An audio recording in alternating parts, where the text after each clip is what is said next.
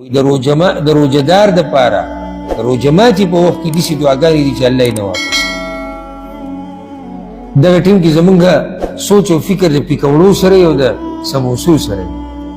دی لکه ته سموسې غم راغسې پیکوړه او روابزه دې غم راغسې دې ټیم کې الله ته سوال وکړه الله خلک د اور نه ازادي چې ستا د روح په کې راشي که تا نن پیکوړې ونه خوړې شي چلو شي او که نن دې سموسې من د رمضان د دې میاشت نه چې دی چې د خوراکونو میاشت جوړه کړې کور کې راته ښځې هم د اول نه دا خبره واوري روژه ګوره را روانه سودا راوړه غواړ دا سودا خو موږ هره میاشت راوړو خو پته نه شي چې دې میاشت کې ونه وړي دومره زور ورو شیطان هم موږ ته دا خبره مخې مخې ته کوي چې ګوره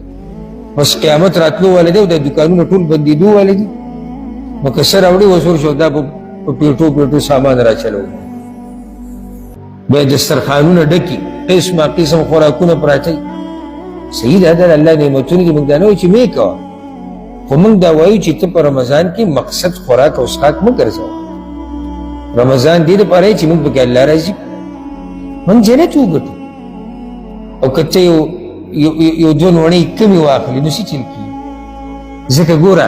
په دسترخوان باندې اکثر همیشه نه په دسترخوان باندې په رمضان کې هغه سړی ډېر غوسه کېږي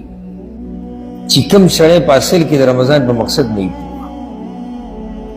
خیال هم کړی دی ماښام په دې ټیم کې اکثر جاخه دغه ټیم کې جوړېږي او شیطان دا غواړي ښه جاخه به په څه جوړه شي دی به دا وایي دا تاسو نن څو سموسې پخ کړي او په دې نه جاخه جوړه لکه کله چې به څو پخ کړي څو نه دي دې برکتي وخت وګوره الله به خلک د اور نازل چې ته لاس اوچت که الله ته وجاړه وایي الله په ما باندې خپل رحم وکړه یا الله ما آزاد کړه یا الله زما مور پلار وبخښه یا الله زما د عمل قبول کړه یا الله زما د رمضان زمانه قبول کړه چېرته داسې دعاګانې وغواړه موږ ختیو په روابزه پورې په سموسو پکوړو په دې شو